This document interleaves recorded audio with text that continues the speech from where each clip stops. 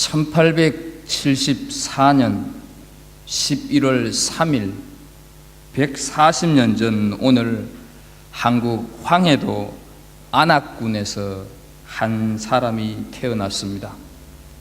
10살 때 이미 사서 삼경을 통독할 정도로 천재라는 소리를 들으면서 성장을 합니다. 그러나 자신 있게 응시했던 과거 시험에서 예선에도 들지 못한 채 낙방을 합니다. 이 낙방 소식에 충격을 받은 아버지가 병을 얻어서 시름시름 앓다가 죽습니다. 아버지의 죽음을 보면서 인생이 무엇인가 하는 것을 고민하면서 이 사람이 불교에 심취하기 위하여서 구월산에 있는 폐엽사에 들어가게 됩니다. 하지만 사람이 죽으면 짐승도 되고 다시 사람도 된다고 하는 그 윤회설이 엉터리라고 하는 것을 믿고 절을 떠나게 됩니다. 생계를 유지하기 위해서 장사를 하다가 어느 날 길거리에서 엄청난 액수가 들어있는 돈 보따리를 주워 들게 됩니다. 며칠이 걸린 끝에 주인을 찾아보니 그 지역에서 큰 상점을 경영하는 사람이 돈의 주인이었습니다. 상점 주인은 이 사람의 정직함이 마음에 들어서 자신의 상점 총 지배인으로 채용을 합니다. 18살 때 이웃 동네 16살 먹은 전익선이라고 하는 여성과 결혼을 합니다. 친구에게 보정을 서 주었다가 사기를 당하여 조상이 물려준 논밭, 집 모두 다 몰수를 당하고 거지가 되고 맙니다. 이후부터 이 사람의 삶이 다 바뀌기 시작을 하면서 술 타령과 더불어서 동네에서 거지에게서 유명한 깡패로 돌변을 하게 됩니다.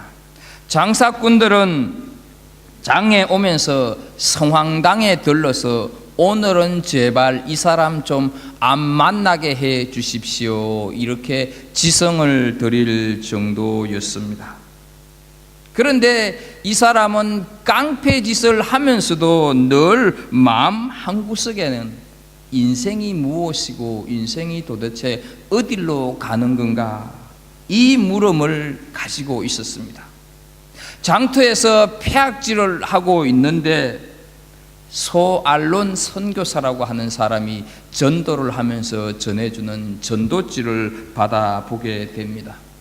마침 훗날 장로가 된 박퇴한이라고 하는 분이 이웃 동네인 금산교회에서 부흥회를 하는데 한번 가보지 않으려냐, 이렇게 말을 하고, 그렇지 않아도 뭔가 모르게 마음속에 엉켜진 것이 있었는데 이 사람이 따라가게 됩니다. 그곳에서 말씀을 듣는 중에 이 사람은 마침내 인생의 그 모든 무거운 짐을 내려놓게 되고 회개의 눈물을 쏟아내게 됩니다. 그의 삶은 그 이후로 완전히 달라졌고 오직 기도와 성경 읽기에 몰두합니다. 갑자기 변한 탓에 이 사람의 어머니는 아들이 미쳤다고 탄식할 정도였습니다. 이 사람은 불신자를 바라보니 그 영혼이 너무 불쌍해서 견딜 수가 없었고, 그래서 과거 자신이 술망나니로 장사꾼들을 괴롭혔던 장터로 갔습니다. 여러분, 저는 예전에 이곳에서 여러분들을 해코지하며 못살게 굴었던 깡패입니다. 그러나 이제 예수 믿고 여러분 앞에 회개하려고 나왔습니다. 나를 실컷 두들겨 패 주십시오. 그러면서 눈물을 흘리고 땅에 엎드려 큰 절을 하면서 그곳에 모여있는 모든 사람들에게 용서를 빕니다. 사람들이 달려들어서 때리기도 하고 짓밟기도 했었지만 할렐루야라고 찬송을 부르는 이 사람을 보면서 하나 둘씩 그 자리에서 예수를 믿겠다고 하는 사람도 나오게 되었습니다. 1910년 평양신학교를 졸업하고 그해 10월에 목사 안수를 받습니다. 그리고는 수많은 교회 개척과 부흥회를 인도하면서 암울했던 그 한반도 조선 땅에 희망과 감동, 감격을 주는 사람이 되었습니다. 그러다가 1950년 10월 14일 새벽 교회에서 기도하다가 교인 6명과 함께 공산당의 총에 맞아 순교합니다. 이 사람이 바로 평양 깡패로, 평양 박치기로 유명했던 김익두 목사입니다. 주기철 목사, 김재준 목사, 이성복 목사, 이런 분들이 다 김익두 목사를 통해서 예수를 믿게 되었습니다. 이 김익두 목사님이 깡패질을 하면서도 인생에 대해서 고민하는 중에 소알론이라고 하는 선교사를 통해서 전도지를 전해받았다고 말씀을 드렸습니다. 그 전도지에 기록된 말씀이 이 김익두 목사님의 인생을 송두리째 바꾸었습니다. 그 전도지에는 인생이 무엇이냐라고 하는 제목으로 베드로전서 1장 24절 25절 말씀이 기록이 되어 있었습니다. 모든 육체는 풀과 같고 그 모든 영광은 불의 꽃과 같으니 풀은 마르고 꽃은 떨어지되 오직 주의 말씀은 세세토록 있도다 라는 말씀이 적혀 있었습니다. 그것이 그날 저녁 금산교회 부흥의 설교 주제였습니다. 특히 세세토록 있느니라 하는 말씀에서 세세토록이라고 하는 것이 영생을 의미하는구나, 인생이라고 하는 것이 이런 것이구나 하는 것을 깨달으면서 이 김익두 목사님이 그 말씀에 사로잡히게 된다 하는 것이죠.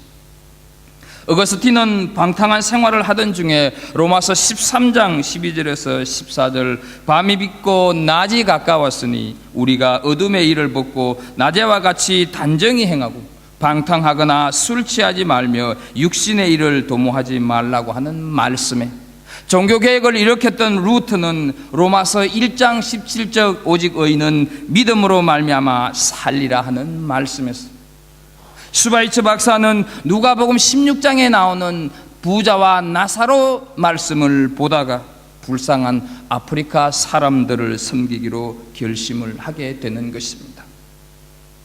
하나님의 말씀은 이렇게 한 사람의 인생을 바꾸는 능력이 있습니다. 힘이 있습니다. 말씀이 그 사람에게 역사를 하게 되면 그 사람은 세상이 감당하지 못하는 사람이 되는 것입니다. 이것이 말씀의 힘입니다. 그리고 이 말씀의 힘을 오늘 우리가 함께 읽은 본문 속에서 우리가 알게 된다 하는 것입니다. 바울은 에베소에서 3년 가까이 사람들에게 하나님의 말씀을 전했습니다. 그러자 놀라운 능력이 나타났습니다. 얼마나 희한한 일이 벌어졌는지 바울의 소지품을 가져다가 환자의 몸에 얹어도 병이 나았습니다. 그러자 마술을 하는 유대인들이 이 바울의 이름으로 흉내를 내기도 했습니다. 그런데 이런 모든 일련의 일들을 하나님은 오늘 본문 우리가 읽은 말씀 20절에서 이와 같이 주의 말씀이 힘이 있어 흥왕하여 세력을 얻으니라 라고 하나님은 결론 지어서 말씀을 하고 있습니다.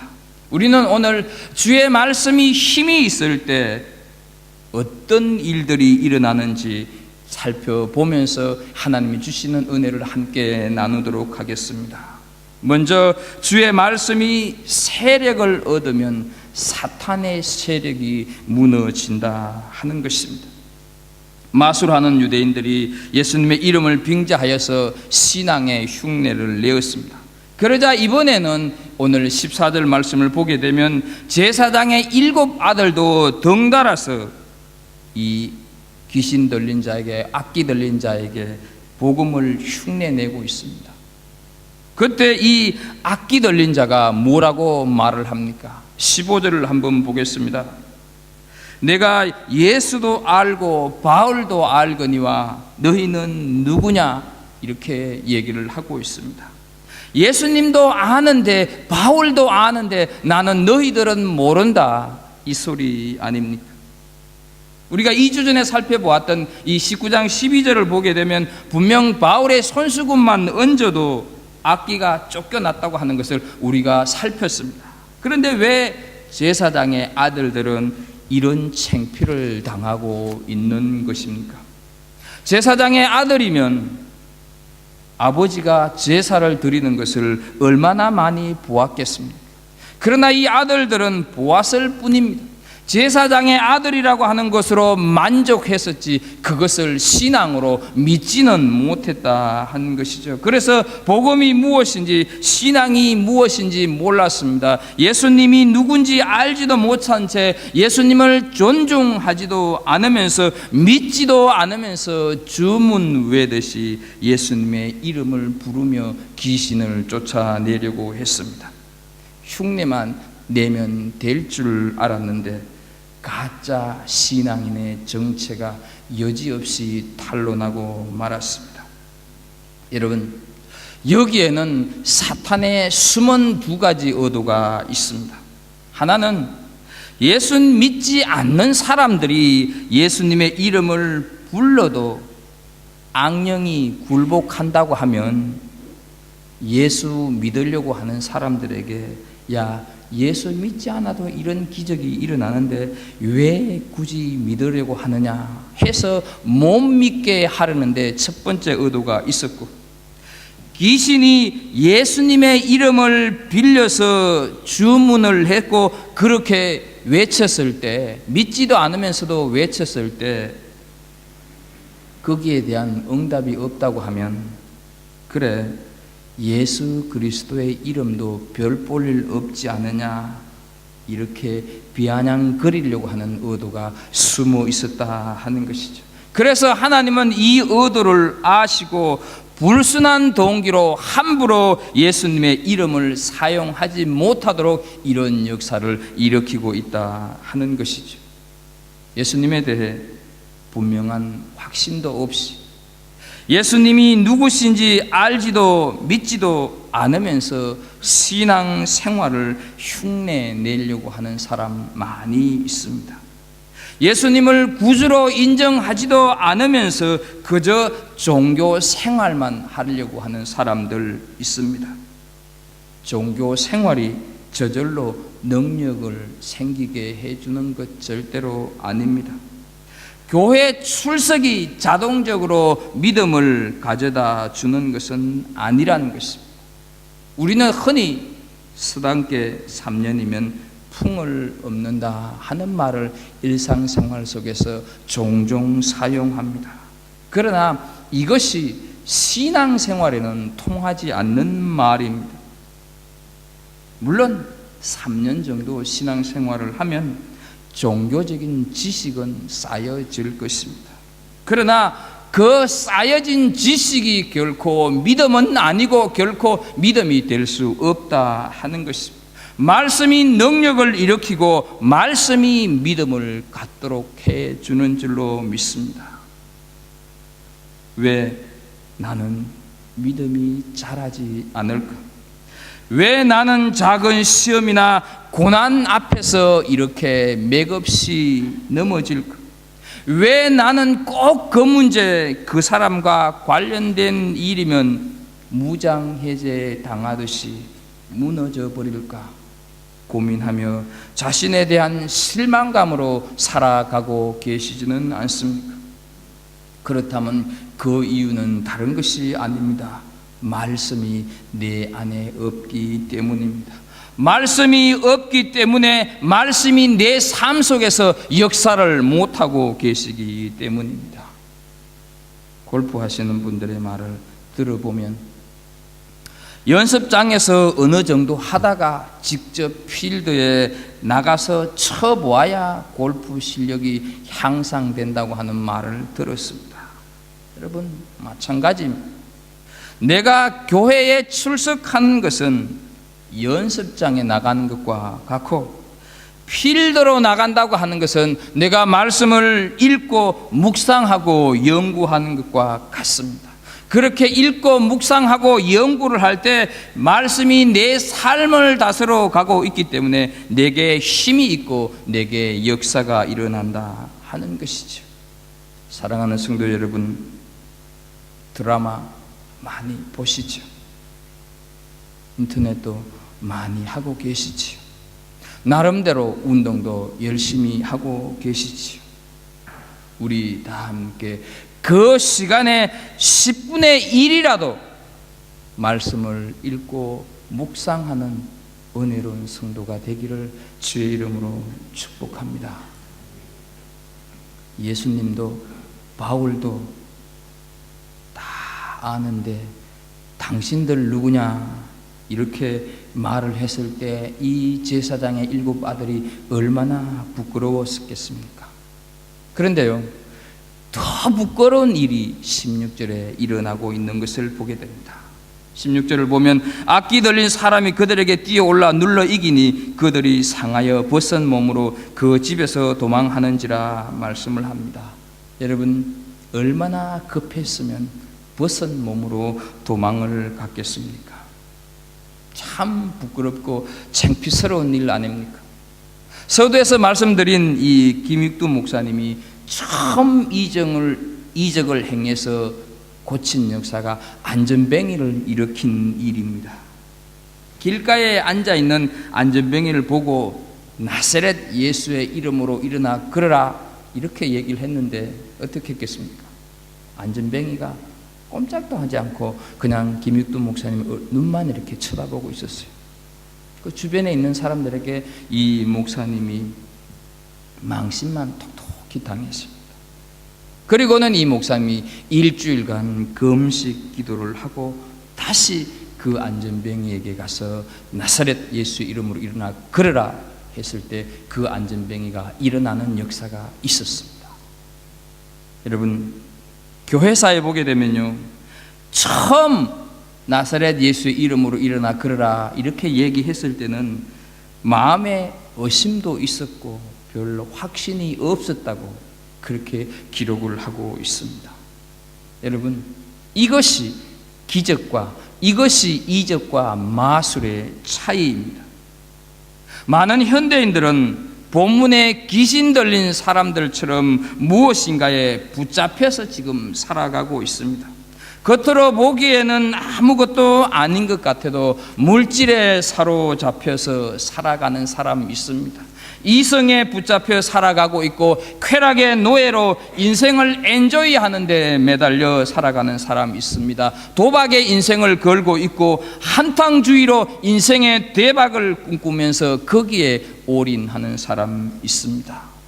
그런데 어쩌면 신앙인들도 여기에서 예외는 아닐 수가 있습니다.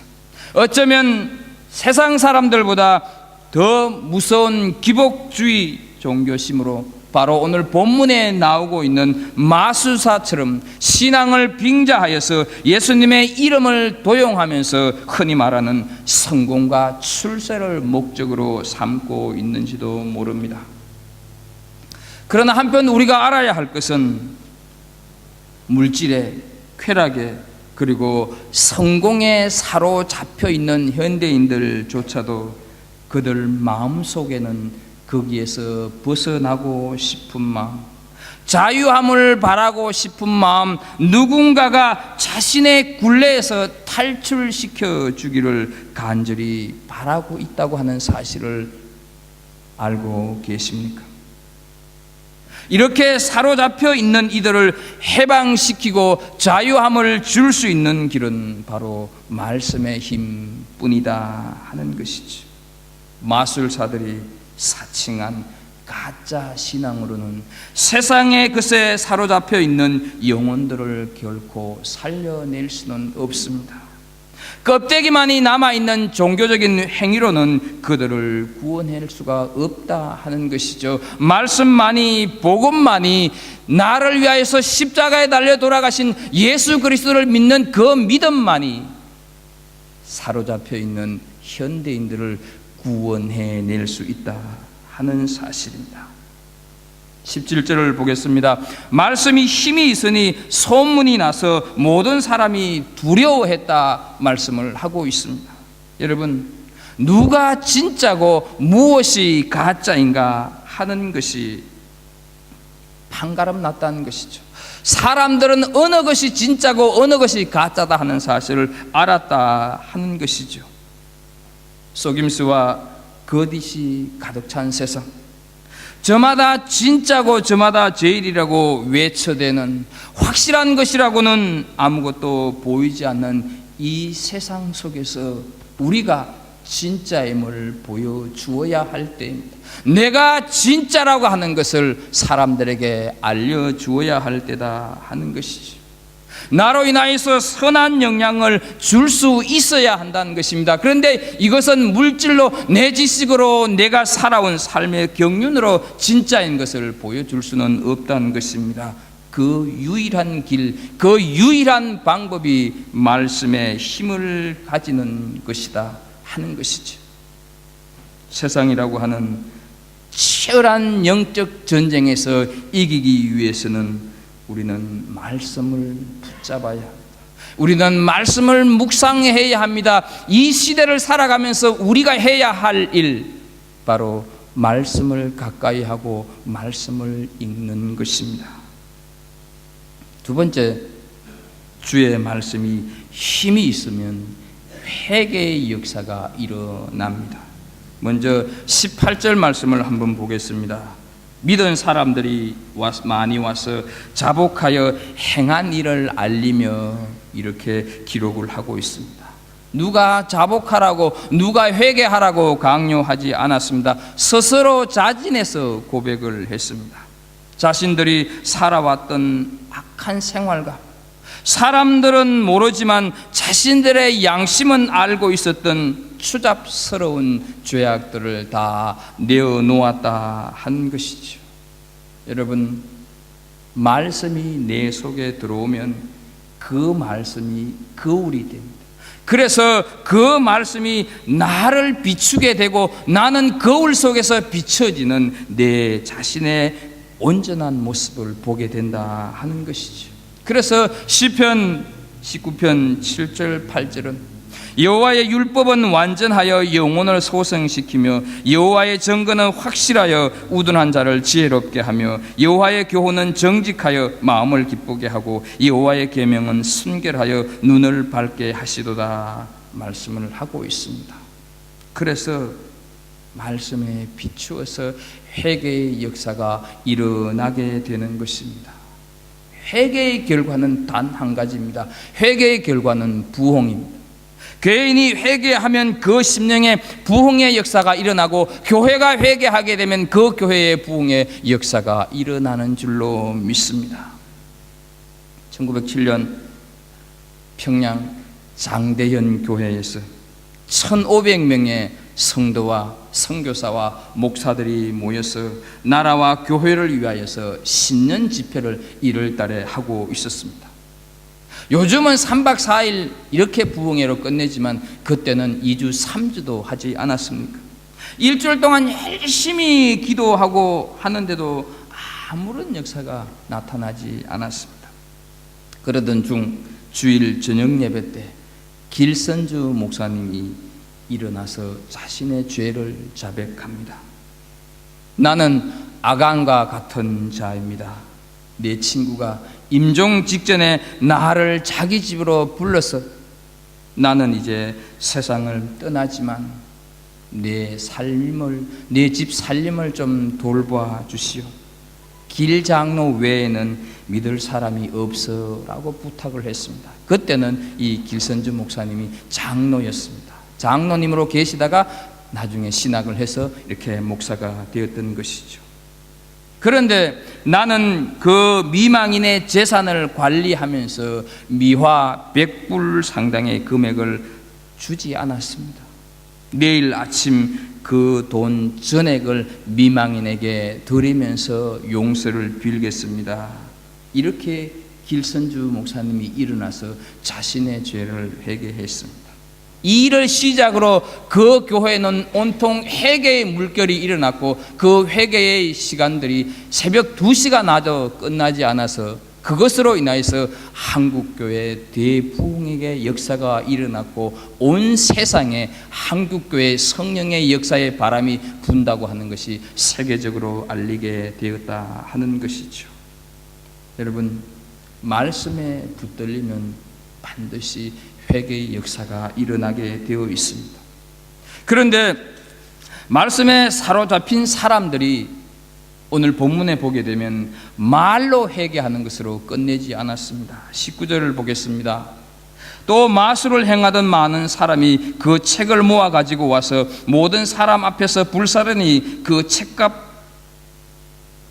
계산한 적 은 5만이나 되더라. 이렇게 말씀을 합니다.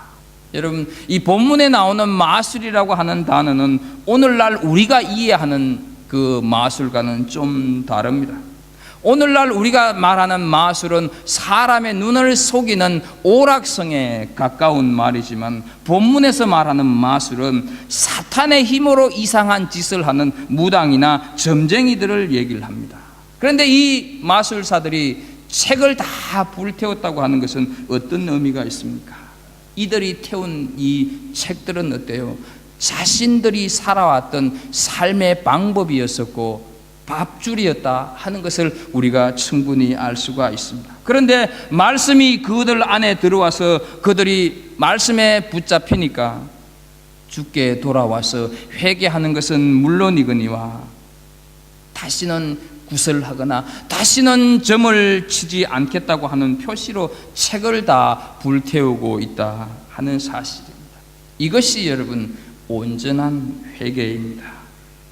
이것은 자신들이 다시 예전으로 돌아갈 유혹을 완전히 끊어버리는 귀한 행동이다 하는 것이죠. 만약 책들을 그냥 가지고 있다고 하면 현재 내가 확신하는 이 믿음이, 현재 내가 가지고 있는 이 신앙의 열정이 사라지게 되면 그 책을 또 보고 싶어 하는 유혹, 그런 위험이 있기 때문입니다. 여러분들 보시지 않았습니까? 우리 할아버지 할머니들이 예수를 믿겠다고 하면서 목사님이 신방을 가게 되면 흔히 말하는 삼신단지, 부적이나 토정비결 이런 거 다 목사님 앞에 내놓은 거 보시지 않았습니까? 어떤 때는 그 모든 것들을 다 가지고 교회에 가져오는 것도 보게 됩니다. 어떤 무당은 도저히 무서워서 내 힘으로는 이거 처리할 수 없으니 목사님 우리 집에 와가지고 좀 이거 다 불살라 주십시오. 이렇게 말하는 것도 보았습니다. 여러분, 말로 하는 회개도 반드시 필요합니다. 그러나 그 말하는 것을 실천하는 행동이 있어야 한다 하는 것이죠. 우리 신앙생활 속에서 가장 연약한 부분이 이 부분 아닙니까? 말로는 잘합니다. 그러나 돌아서면 여전히 나는 거기에 머물러 있는 것을 보게 됩니다. 불신자들로부터 제일 많이 공격받는 부분이 이 부분 아닙니까? 먹어봐, 마셔봐, 해봐, 어때? 그리고는 교회 가서 용서해달라고 하면 되잖아. 이런 비웃음을 우리는 살 때가 많이 있지 않습니까? 우리는 후회를 하기도 하고 반성도 많이 하기도 합니다. 그러나 그 후회와 반성이 회개인 줄로 아는데 문제가 있다 하는 것이죠. 후회와 반성은 회개일 수가 없습니다. 하나님 앞에 말로 회개를 했으면 그에 걸맞는 행위가 뒤따라 오는 것, 그것이 참된 회개입니다. 삭개오는 예수님을 만난 다음 어떻게 했습니까? 자신이 가지고 있는 재산을 다 팔아서 사람들에게 나눠주고 자기가 만약 빼앗은 것이 있다고 하면 4배로 갚겠다고 하는 그런 선포를 하는 것을 우리는 보게 됩니다. 내가 회개했다고 해서 내 재산 다 팔아라고 하는 그런 의미가 아니라 내가 회개를 했다고 한다면 어떤 그 회개에 걸맞는 행위가 뒤따라 와야 된다 하는 것이죠. 무당과 점쟁이들은 모든 사람들 앞에서 자신의 옛 잔재들을 다 태우고 있는 것을 오늘 우리들에게 보여주고 있습니다. 이것이 바로 말씀이 저들을 다스리고 말씀이 힘이 있기 때문에 나타나는 역사인 줄로 믿습니다. 옛 습관을 청산하지 못해서 과거의 잘못을 버려야 된다고 말은 하지만 결단하지 못하여서 태우지 않고 있는 것은 무엇입니까? 가지고 있으면 내 믿음 생활, 내 영적인 풍요함에 마이너스가 된다고 하는 것을 뻔히 알고 쓸모없다고 하는 사실을 분명히 알고 있음에도 불구하고 너무 익숙해져서 차마 태우지 못하고 있는 것은 없지 않습니까? 그것들을 내어놓은 축복이 있기를 소망합니다. 그 모든 것들이 오늘 성령의 불에 의해서 태워지는 역사가 있기를 주의 이름으로 축복합니다. 내 인생에 아무런 도움이 되지 않는 줄 뻔히 알면서도 혹시 모를 비상시에 사용하려고 태우지 않고 있는 것은 없습니까? 태워버리는 축복이 오늘 있기를 축원합니다. 그리고 대신 말씀을 붙잡는 은혜가 있기를 주의 이름으로 축복합니다. 20절에 나오는 흥왕이라고 하는 말은 번창하고 세력이 매우 왕성하게 퍼져나간다고 하는 그런 뜻을 가지고 있습니다. 말씀이 우리 안에 역사하면, 내가 말씀에 사로잡히게 되면 우리 인생을 통하여서 선한 영향력, 거룩한 영향력이 내 삶의 영역은 물론이거니와 주변으로 흘러간다, 그런 뜻을 가지고 있습니다. 그 이유를 데살로니가전서 2장 13절을 보면 말씀을 합니다. 너희가 우리에게 들은 바 하나님의 말씀을 받을 때 사람의 말로 받지 아니하고 하나님의 말씀으로 받음이니 진실로 그러하도다. 이 말씀이 또한 너희 믿는 자 가운데서 역사하느니라 말씀을 하고 있습니다.